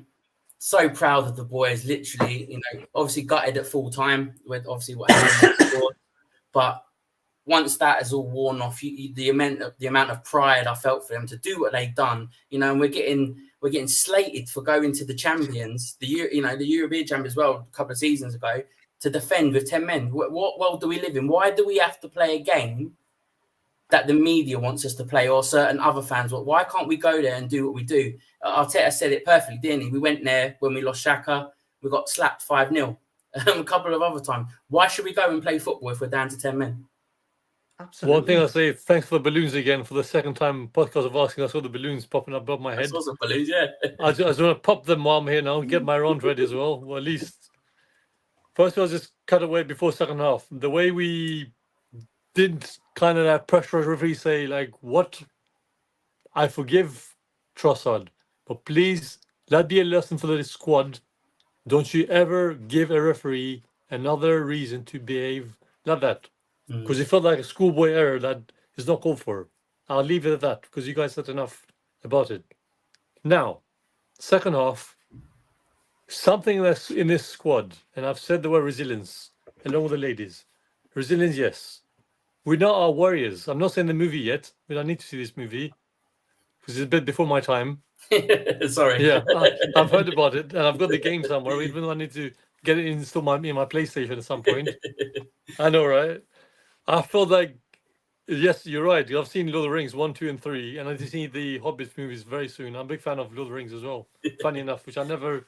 It's funny. We have so much things in common as friends, as families. We are that we have movies that we can actually relate to as well. For me, it felt like a bit like saying to you, mind you, can I just say who was our captain after Saka got substitution before I say anything else? Oh, I don't know. You got the band. I think we mentioned it at the time, but I think was it Gabriel? I think it was Gabriel, Yeah. Gabriel. This guy, I swear to you, for me, as Mark, our Scottish fellas, because there's so many Marks now, I love Saliba. But now you probably still be understand I'm wearing my Brazilian shirt because I adore Gabriel heads down. He leads his charge like Gandalf when he walks in with that white horse, with that shining light, and just brings all everyone say, proceed.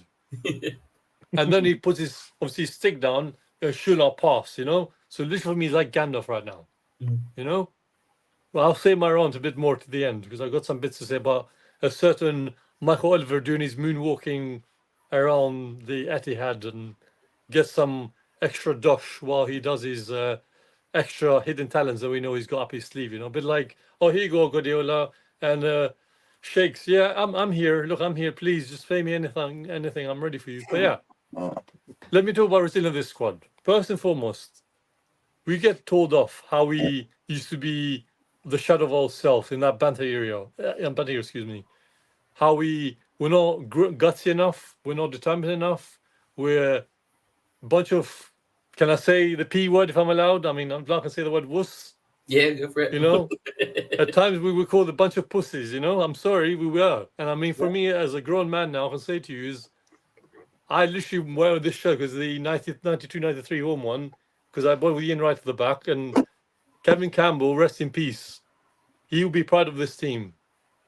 And because I bought the Ian Wright anthem jacket, and I'm keeping it now, I'm just thinking this team showed what Ian Wright said. This team has guts. We're fighting for it. We're ready for a fight.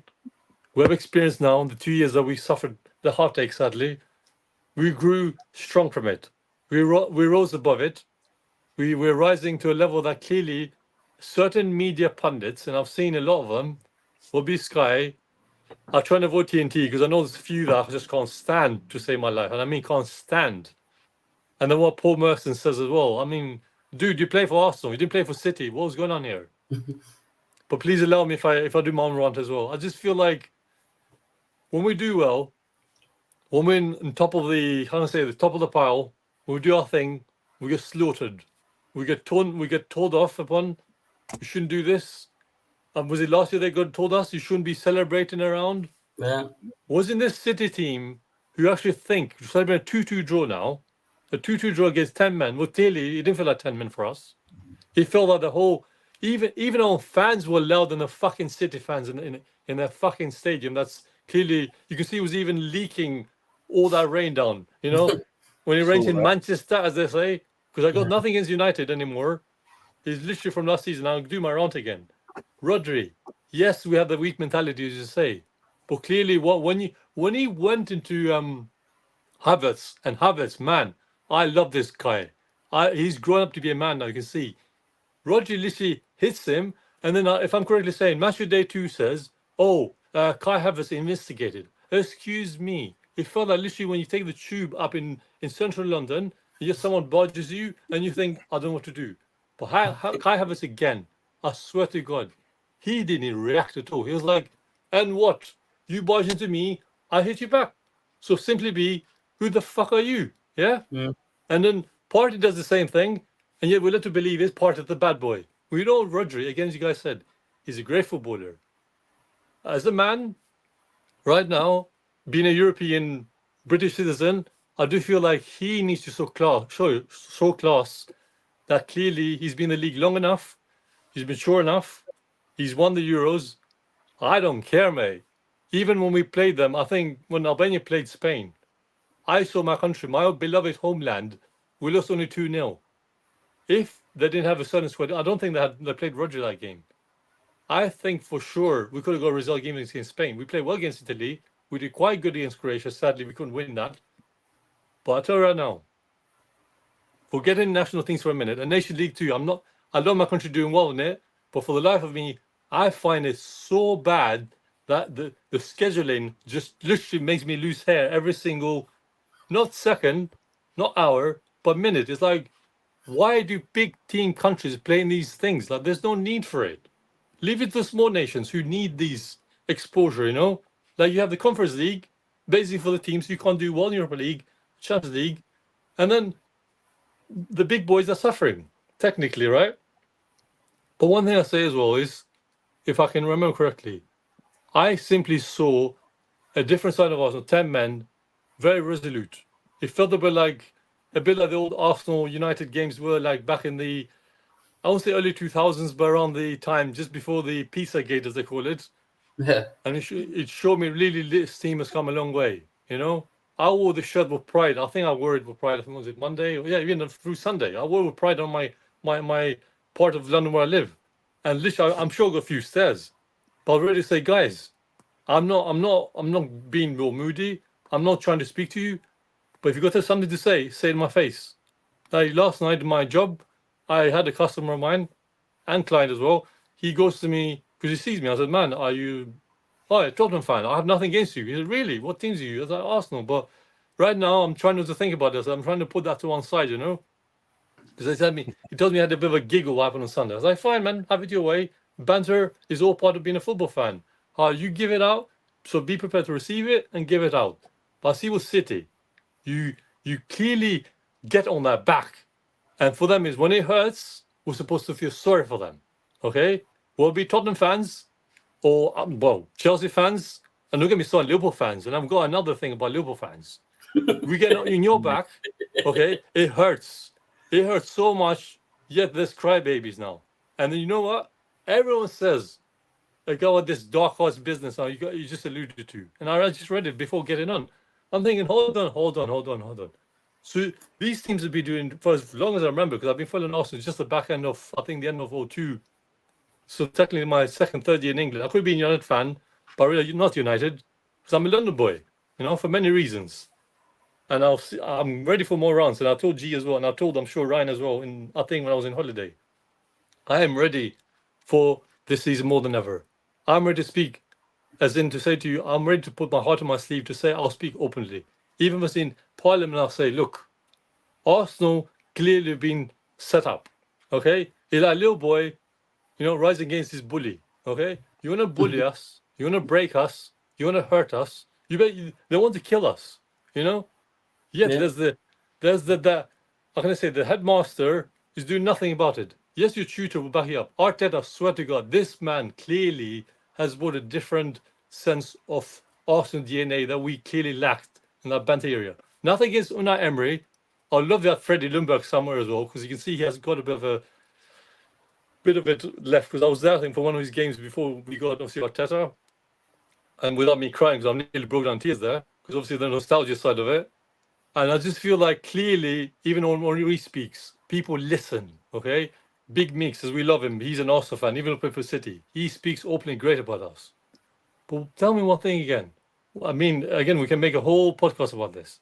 Why is it when Arsenal rise above things, Arsenal overcoming the hurdles, basically crushing down the barriers, as our canon says, shooting away these arseholes that exist in certain Highland as well, telling our managers to be humble. Highland. Yes, you score 100 goals. You still scored the 100 goal. What happened to your humbleness? What happened? You being a bit of a, can I say this word? A bit more congratulatory to the team. Yes, he was 2-2. But what did he want? Did he want a trophy because he got 100 goals and all of a sudden he thinks he's a big boy now because he's just been in the league a few years? I know he's born in England, but he clearly, the way he shows this arrogance is beyond belief. I thought Ronaldo's arrogance was actually terrible. Even though I'm a fan of Ronaldo, I'm still judging Ronaldo, Messi in my head, but slightly on the edge of Ronaldo, just Ronaldo. But what's his name? His arrogance now, Haaland, showed me clearly this guy has nothing to do. But the way Jesus as well stood up to him, I'm proud of him too. We don't see much of him, and when he came on, he actually tracked back. I love that. It was brilliant. He was defensive-wise, he was quality. Yeah, but I mean, fair play to him. But yeah, I was just going to say we could literally I've rant got all night. a lot more. I know I've got so much There more. is so much. I don't want to drag on too much. It's not fair. No. Honestly, you're fine. I'm just conscious of the time and stuff like that. But yeah, no, we could literally rant all night about what happened. And obviously, the final whistle goes, and there's obviously the Haaland throwing the ball at Gabriel back of his head, which is going to be no action. The cheek of that Viking, whatever you want to call it, thing to speak to our manager in the way he did was just disgusting. I mean, Roy King should have went for Alfie's balls instead of his foot, in my opinion. Then we'd all save us a favour. But literally, there is so much, isn't there, tonight? And look, we want to try and focus on the positives and stuff like that. It was a great point to get 10 men to hold out the way we did. I thought, was absolutely amazing. And then I just before, we go into a couple of predictions here, I want to point out some stats. Bukayo Saka, I mean, G sent it to me earlier, and even I raised my eyebrow. I didn't even think of it at the time. He's in his first 5 games of the season. He's equaled Thierry Henry's record of assists. I mean, Andy, I'll just go over to you again. I've got the same shirt here as well. Sorry, I've got the same shirt from that season. There you go. You got that shirt as well. But no, we've touched on Saka so much, and he's not scoring as many goals maybe as we'd like to, but the imprint and the impact he's having on this team is just immense with that boy. It's phenomenal. It just shows no sign of stopping. He's clearly like a mentality monster. because his numbers are just phenomenal. They really are. I mean, I know he takes corners, so that kind of shoes you in with it, getting the odd assist or whatever. But the rest of his game as well. I mean, sometimes he's not even on it, but he'll get an assist, which is why he plays so many minutes and why we all pull our hair out saying just give him a rest. But the problem is the guy just puts the numbers in all the time. The consistency levels from him is just phenomenal. The kid's brilliant. Yeah, he is absolutely brilliant. I mean, and Ryan as well. One more stat that come out, which was quite surprising, was Thomas Partey's now hit 100 appearances, and the first thought was, is that all? But then obviously the injury record and stuff like that. But I've been his biggest critic, and I will hold my hands up here and say I am his biggest critic because of his I can never say the word someone say it for me. Reliability. There you go. Thank you very much. And he's played, I think, twice for Ghana, and he's played every game so far for us, bar obviously, a couple of preseasons, whatever. But this is what we want, isn't it? Right? This is the Thomas Partey we signed from Atletico Madrid, the one that's fit every game, who never missed a game, and dominating and dictating games. When he's on it, isn't he? Oh, definitely. And that was for me last season the key frustration for Partey, like just constant injuries starting, and there was that one big one that just took him out for most of it. We missed that, and obviously I think last season again midfield would have been a lot more different if we had Partey available more relied on with his fitness, but he was too busy kicking fake ball things to reveal a gender of his kid and this, that, and the other. Yeah. Because apparently that was the one that done him out of the big one. It's like, oh, for God's sake, seriously, just come back and you've done that, you're taking the piss. And I was just like, he can't. As I say, he couldn't rely on it. I was surprised. I actually genuinely thought, because of how unreliable he was last year in terms of fitness, I thought he was going to be moved on this summer. Because I think last season, the plan was obviously Declan in and have him and Partey be that main part of the pivot along with Odegaard. But obviously it never was, so we never got a settled midfield in terms of what Arteta's mindset was. And now, I think we want him in terms of fitness and to be that reliability, have that reliability of him. But it's going to be interesting now with Moreno. Rumours that he's going to be back before the international break. Bournemouth, I think it is, away. It's been rumoured. Bournemouth, I know. Personally, even if they play 5-10 minutes, tell Norway and fucking Spain to piss off. He ain't going anywhere. He can stay put. Brookie, shut up. You're barking up the wrong tree, mate. I'm not down Thursday, so shut up. We want this. To answer your question, yes, this is what this is the party you want that we can rely on. Yeah, that's to be available game in, game out, even if it is just to be on the bench when we got a full squad, fitness wise. We need that experience, and he brings that. Yeah. Can I please say something before I forget? Because I just came back from my little excursion. Why didn't he throw Jorginho on Sunday when he played so well against Tottenham the other week? I don't understand. Why didn't he track him in? What happened? I don't know. I think it was just. I think Partey provides. I think of that bit more physicality, stable, like defensive wise. That was my probably only fault. Jorginho. Athleticism. Yeah. And Skelly as well. Sorry, guys, but Skelly, I can see why Mark, our Scottish fella, I keep forgetting so many marks again. I get confused between the two, but literally, Skelly looks a real deal. These youngsters, if they keep going like this, I think our future is going to look really bright, and people start doing their thing again. Yeah. No, absolutely. But, even him, just saying, touching on that. So sorry, but you brought that up now. I think the fact that he came on, and even he put a shift in. Yeah. To come on in that cauldron, in that environment, knowing what you have to be switched on against the champions of England, arguably the best team in the world, and he was flawless. So you got, again, hats off to him, and I hope his family. I hope they're proud of him, because he did a fantastic job. Yeah, no, absolutely. And he pissed off Arnon as well, even better. Yeah, exactly. I was just about to say, if you can piss him off, then you've done a good job. But every one of them boys literally put in a shift. Ben White injured, puts in a shift as well. And I mean, Ryan, we was on the stream. I couldn't watch it. I was literally watching it through this shirt. It was like just so nervous, and it was gutting. It was like someone had punched me in the stomach. It was that bad, you know. But then when you think about it, we're proud. And I know there's a certain El Smuggo sitting at home who would probably be on there ranting away about Haaland and he's after game antics and stuff like that. But we'll save something for when he comes back. We'll do some of that. But I'll just, before we close up tonight, I'll hand back to G. But I just want to go around and grab a couple of predictions off you. Firstly, for tomorrow, and then we've got Leicester as well on the weekend. So, G, I'll start with you. I'm going to go 4-0 both. Oof. Jeez. Yeah. Fuck it. There you go. That's it. And a fuck it as well. Good, G. Ryan? What about the girls, G? They're playing Leicester on Sunday. Yeah. Let's throw that in there. Yeah. Weirdly, we're both playing the same team consistently. That's a bit strange. Again? Again? Yeah. But that's probably how they figured out the fixtures, to be fair. Let's go 4-0 or 3. Fuck it.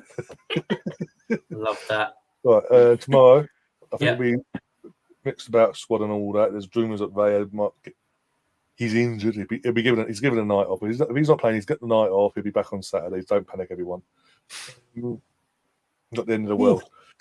I think 5-0 tomorrow, 4-0 Saturday, and 5-0 on Sunday. Nice. Bez? I'm going to be with G. I want fucking 4 no cylinders. Simple as that. Is that fair? Before saying any more punches? Maya, want some punch cake now? Thank you very much. I'll go with 3-3-0s. I fancy us to win all the games comfortably. Nice. Excellent. Yeah, I don't know what mine are. I don't want to give too much away because I'm doing the Cannon and Brooksy show this Thursday night. So I don't want Brooksy. I know he's watching in the background here, as you can see. So I don't want to give him a heads up on my predictions because he will be doing a forfeit if he gets them wrong as well. So fair play. Play. That was the men's game. Literally, there is so much we could talk about it. We could go into every controversial moment in it. But like I say, some of us, we have got to go bed and work. Before we end the show, I will hand back over to G. Yeah, obviously, just a massive thank you to everyone in the chat. As always, really good questions and getting involved. We appreciate it so much. So if you haven't already, drop a like and subscribe. If you haven't, somehow, where have you been? But make sure you do. But obviously, a massive thank you, Jonezy, for co-hosting this evening. You've done amazing. Cheers. Thank you very much for having me on. It's always a pleasure. Always happy to help out. Absolutely. And Ryan, thanks for joining. Yeah, thanks for having me on. Really enjoyed it. Got a bit of that 20-minute, I feel like 20-minute rant out of the system, and I'll go back and watch the tears still because they're still crying. They are indeed. Yeah. Ryan, have you got a couple of watch-alongs going throughout the week? Yes, I'm doing obviously Bolton tomorrow. The Bolton game got Hacken on Thursday before the Cannon and Jonesy show, and then on Saturday, Leicester City, watch along, and then on Sunday, Leicester City again. Bloody hell! Nice. So watch along wise, busy, but yeah, all good. Perfect. Yeah, and Bez, thank you as always. I say thank you, but thank you so much for letting me. I can say that when you swear about these things, it's not that I swear at anyone, but it's like kind of like therapeutic when you just get it out of your system. Yeah, it is. Gotta get it out. Like you even did my driving lesson to my instructor. I was like, this stupid person, this fucking thing, and then a fucking thing, and I see a blunt person. No offense to any blunts out there, and I was like, oh my god, it's another hallelujah! Like fuck's sake, man! And I literally what I did, right? I took the card and I just used one of my other phones. I literally like seen the cycle. Did you know what? They're gone now. They're safe. Whew. I'll leave it there. Thank you very much. I'll leave it there. Thank you. Yeah, and Andy, thank you as always as well for joining. Oh, thanks for having me again. It's been brilliant. And just remember, though, that all this negativity that's being spoke about us right now in the press and all around the country, it's only because we're back. Yeah. That's the sole reason why it is. So just revel in it. As George Graham once said, it's us against the world. They can do what they want. We'll focus on us and we'll fuck them over either way. Absolutely. Yeah. Absolutely. Great point to end it on. But yeah, as always, thank you so much, everyone in the chat and that has watched. If you're on catch up or listening, we'll be back next Tuesday evening. Yeah, and keep an eye on the socials for further updates. But thank you and good night. Good night, guys. Good night.